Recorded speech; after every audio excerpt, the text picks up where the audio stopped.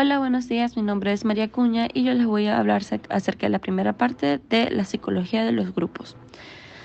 Comenzamos sobre qué es un grupo. Un grupo es una colección de individuos que interactúan entre sí y comparten objetivos, intereses, normas y roles comunes. Los grupos pueden variar en tamaño y estructura, desde pequeños grupos primarios hasta grupos más grandes y formales. Tenemos a dos autores que dan su definición acerca de los grupos. El primero es Kurt Lewin, que habla que un grupo es un conjunto de individuos que interactúan entre sí y comparten un objetivo o propósito común. Estas interacciones pueden influir en el comportamiento y las decisiones de sus miembros. Los grupos, según Bruce Tuckman, son unidades sociales formadas por personas que se reúnen con un propósito común y que atraviesan una serie de etapas de desarrollo que incluyen formación, tormenta, norming, performing y adjourning. Esto quiere decir que un grupo es una entidad social que va más allá de una simple colección de personas. Se forma cuando dos o más individuos interactúan regularmente, comparten un propósito o un objetivo común y se ven influenciados por normas y roles compartidos.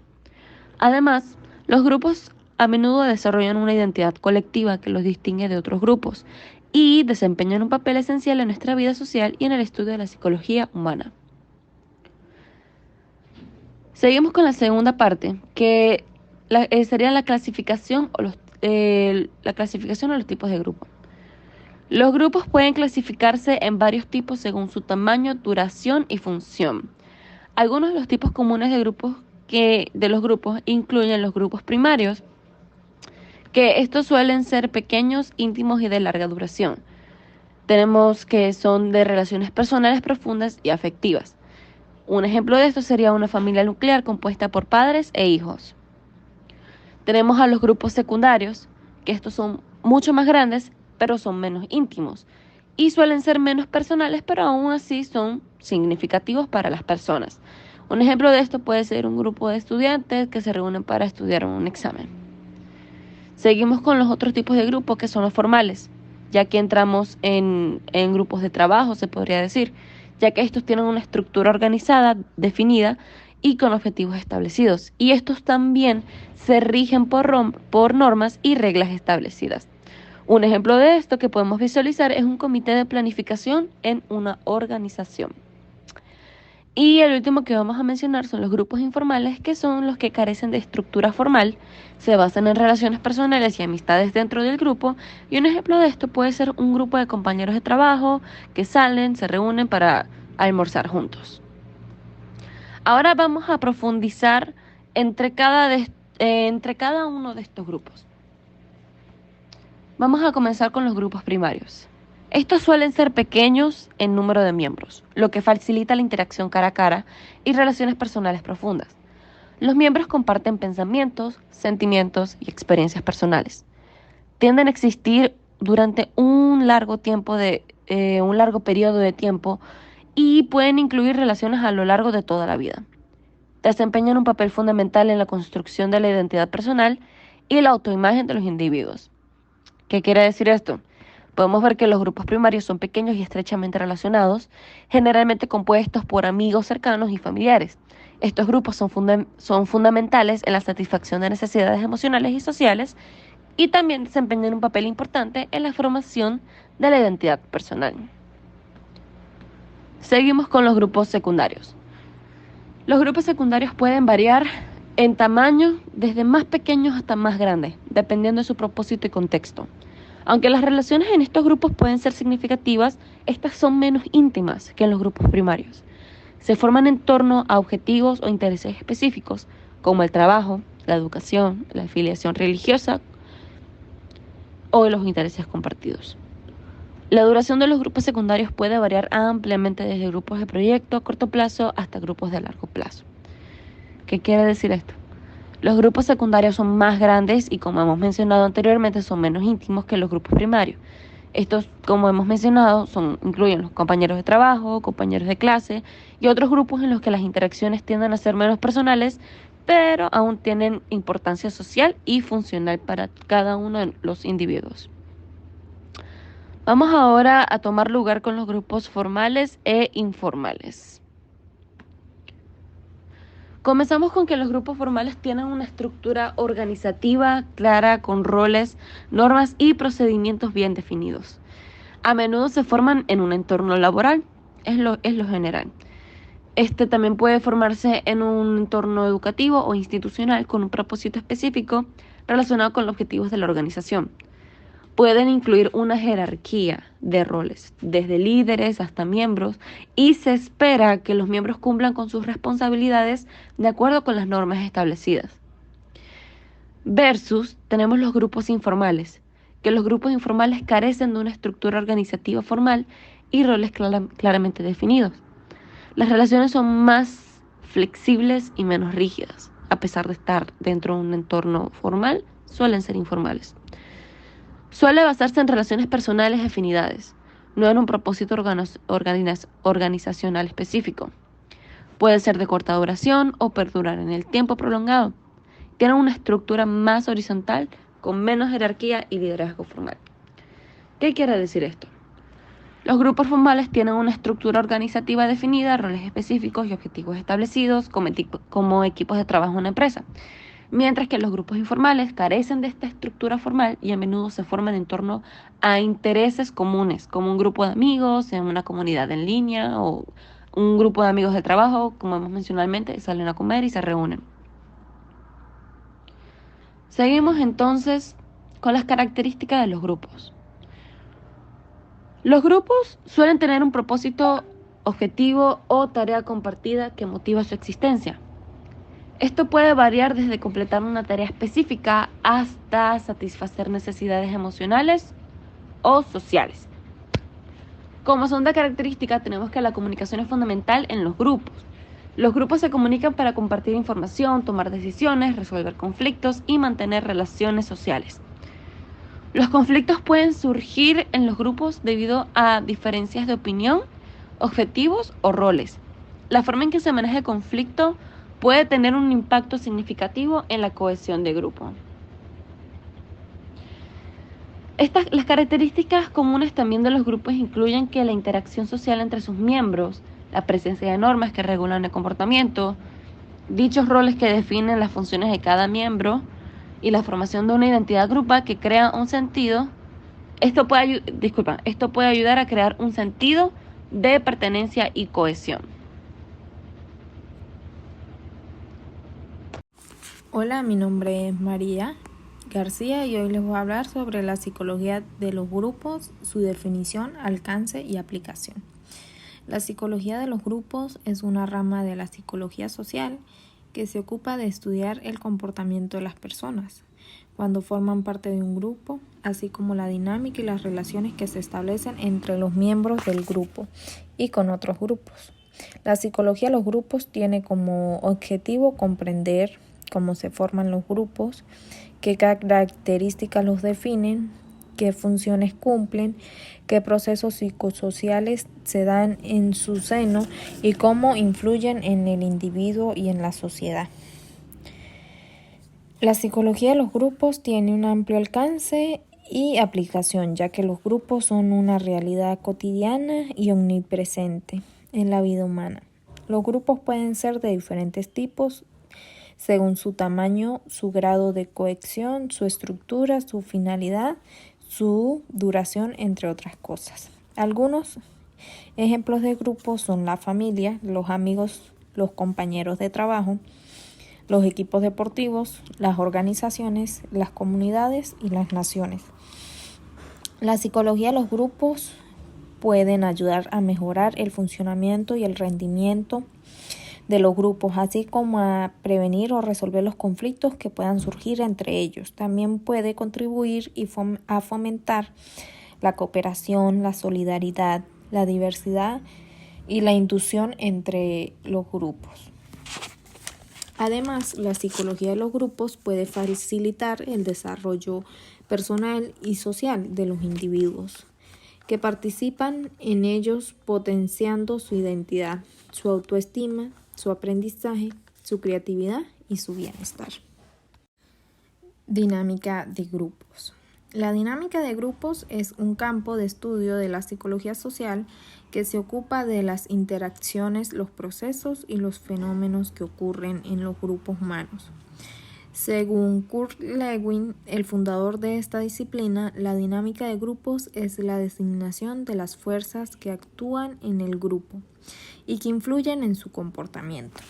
Las técnicas de dinámica de grupos son los medios y los procedimientos que se utilizan para facilitar el conocimiento y el aprendizaje, el desarrollo y el cambio de los grupos. Estas técnicas pueden tener diversos objetivos, como mejorar la comunicación, la cooperación, la creatividad, la resolución de problemas, la toma de decisiones o el clima grupal. Las técnicas de dinámica de grupos se pueden aplicar en diferentes ámbitos, como el educativo, el terapéutico, el laboral o el comunitario. Algunos ejemplos de técnicas son la lluvia de ideas, el roleplay, el Pili 66, el seminario, el simposio o la discusión en panel. La dinámica de grupos es una herramienta muy útil para potenciar las habilidades sociales, cognitivas y emocionales de las personas que participan en los grupos, así como para fomentar la cohesión, la participación y la satisfacción grupal. Hola, mi nombre es Sofía Jiménez y mi punto a tocar es la psicoterapia de grupos. La psicoterapia de grupos es una forma de terapia que se lleva a cabo con un grupo de personas que tienen objetivos terapéuticos similares. En este tipo de terapia, el terapeuta guía las sesiones y facilita la interacción entre los miembros del grupo. La terapia de grupos proporciona también un espacio seguro para practicar habilidades sociales y construir relaciones interpersonales. Esto puede ser especialmente útil para personas que tienen dificultades para relacionarse con otras. Sus beneficios. La psicoterapia de grupos puede ser beneficiosa en varios aspectos. Por un lado, permite a los individuos sentirse comprendidos y apoyados por otras personas que están pasando por situaciones similares. Esto puede reducir la sensación de soledad y proporcionar un sentido de pertenencia. La psicoterapia de grupos también permite a los participantes experimentar diferentes perspectivas y puntos de vista. Esto puede ayudarles a ganar una mayor comprensión de sí mismos y de los demás, así como desarrollar empatía y habilidades de comunicación más efectivas. Por ejemplo, estas son útiles para grupos de personas que viven con enfermedades crónicas. También para grupos de personas que sufren de trastornos de ansiedad, para personas que sufren de adicciones y para jóvenes con problemas de comportamiento. El facilitador de grupos. Un facilitador de grupos es alguien que tiene la habilidad y experiencia para dirigir y guiar de manera efectiva a un grupo de personas hacia un objetivo común. Sus responsabilidades. Establecer y mantener un ambiente seguro y respetuoso para los miembros del grupo. Facilitar la comunicación efectiva entre los miembros del grupo, fomentando la escucha y la empatía. Establecer metas y objetivos claros para el grupo y asegurarse de que sigan durante las sesiones. Ayudar al grupo a identificar y resolver conflictos o discrepancias que puedan seguir. Proporcionar la orientación y el apoyo individual a los miembros del grupo. Dirigir actividades o ejercicios que promuevan el desarrollo personal y el trabajo en equipo. Fomentar la participación activa de todos los miembros del grupo y asegurarse de que todos sean escuchados. Evaluar regularmente el proceso del grupo y ajustar la dirección o las actividades según sea necesario. Sus cualidades. Un facilitador de grupo debe tener habilidades sólidas de comunicación, empatía y resolución de conflictos. También es importante que sean imparciales, respetuosos y capaces de establecer límites claros dentro del grupo. Su objetivo principal es ayudar a los miembros del grupo a alcanzar sus metas individuales y colectivas, brindando un entorno seguro y de apoyo para su crecimiento y desarrollo. Buen día, mi nombre es Daniel Vega y les hablaré sobre la ética del facilitador. El facilitador es una persona que ayuda a un grupo o una organización a trabajar de manera más eficiente, a colaborar y lograr sinergia, el cual guiará mediante principios éticos como serán: mostrar respeto en toda comunicación con tus colegas, mayor y especialmente cuando sus opiniones se diferencian de las tuyas. Sé honesto sobre los límites de tus habilidades clínicas y refiere a los individuos para tratamientos fuera del área de tu habilidad. Siempre esfuérzate por beneficiar y no dañar a tus pacientes. Continúa estudiando y aprendiendo de tus pacientes y tus colegas, siempre recordando la complejidad y las dificultades en la tarea frente a ti. Siempre guardar la confidencialidad de tu comunicación, excepto en casos extraordinarios, ya sea el caso en el que algún individuo intente atentar contra su bienestar o planea afectar el de terceros. Respeta la diversidad y alternidad. La manera en la que los demás ven el mundo podría diferir en forma importante de la tuya. Esfuérzate para ser feliz y ser alegre en tu trabajo. Tómate el tiempo necesario para desarrollar relaciones con tus colegas. Ahora les hablaré sobre los antecedentes históricos de la psicología de los grupos. El estudio de los grupos por la psicología social vio sus orígenes a finales del siglo XIX y principios del siglo XX, la cual tomó una perspectiva de análisis de los grupos basada en la relación individuo-sociedad. Este interés por el estudio de los grupos da su transición en el que la sociedad feudal daba paso a la sociedad burguesa, la Revolución Francesa y la industrial, en el cual desechaban el viejo orden y las personas tomaban conciencia a partir del movimiento social de su capacidad para dirigir el cambio social a una u otra dirección. De esta manera el individuo predomina en la ciencia y se inclinaron por un pensamiento más psicosocial. Se dio inicio a los estudios de Lázaro, desarrollando estudios sobre el individuo y mente como miembros de un pueblo, con sus propias leyes, alma y psique, deslumbrando y entendiendo que los fenómenos colectivos anteceden a la conciencia de cada persona en la comunidad.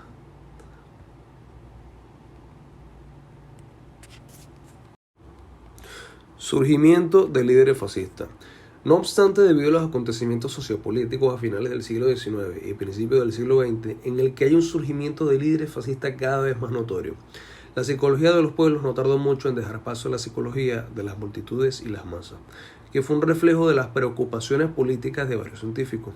Por esta acción, así el origen de esta psicología tuvo tintes políticos, la cual trataba de defenderse de las masas y movimientos sociales, considerándolas como patológicas, utilizando el lenguaje de las ciencias sociales para debilitar y desprestigiar los movimientos obreros. Luego se agregó Sigmund Freud a las investigaciones. Llevó a cabo algunas investigaciones del tema, del cual decía que el desvanecimiento de la represión da paso libre al ello. El líder es la representación del yo ideal. Todo esto dio origen a diferentes perspectivas en el tema, como lo son la tradición interaccionista, la cual se considera que las personas aprenden y dan sentido al mundo que les rodea a través de las interacciones en las que participan desde el momento en el que nacen. Luego está la tradición colectivista, que es el principio de dar prioridad a un grupo sobre un individuo. Y por último, la tradición individualista, la cual es la poseedora de propiedades y características de forma propia. Finalmente llegó el origen de los estudios científicos. Moreno fue un pionero en el estudio de los pequeños grupos y en la aplicación de técnicas corporales. Ya en 1936 empieza a implementar el término dinámica de grupo. Él estudia y analiza la estructura social del grupo en su conjunto, es decir, evalúa las relaciones interindividuales, grupales e intergrupales. Cartwright y Sander fundaron el campo de investigaciones dedicadas a obtener conocimiento sobre la naturaleza de los grupos, su desarrollo y organizaciones. Lewis en 1945 funda Research Center for Group Dynamics, el cual pretendía abordar temas como la estructura y funcionamiento grupal, las relaciones entre grupos, con énfasis en problemas de grupos minoritarios, lo cual todo esto ya lleva a investigaciones actuales de la psicología de los grupos. Bueno, vamos a hablar un poco ahora sobre los enfoques fundamentales en el estudio de los grupos. Para empezar tenemos el psicoanálisis, que explora el inconsciente y sus efectos en el comportamiento y la personalidad. Se basa en la idea de que los conflictos inconscientes y las experiencias tempranas influyen en el desarrollo psicológico y se presta atención a los procesos de transferencia y contratransferencia. Para entenderlo un poquito mejor hay que imaginar que estás sentado en un grupo de terapia. El psicoanálisis se enfoca en descubrir lo que está pasando en tu mente y subconsciente, por qué reacciones de cierta manera en el grupo y qué experiencias pasadas te están influyendo sin que te des cuenta. Seguimos con la terapia gestal. Se enfoca en la coherencia del aquí y a la hora y en la experiencia inmediata. En los grupos se trabaja en la toma de conciencia de las interacciones dinámicas grupales en tiempo real. Los miembros del grupo se animan a expresar sus pensamientos, emociones y necesidades en el momento presente. Para entender la terapia gestal un poquito mejor, hay que imaginar que estás en un círculo de amigos. La terapia gestal te lleva al momento presente. ¿Cómo te sientes aquí y ahora en el grupo? qué emociones surgen en el momento, cómo interactúas con los demás. Es como prestar atención al aquí y a la hora de tus relaciones grupales. Seguimos con el conductismo. Se centra en el estudio del comportamiento observable y las influencias ambientales en dicho comportamiento.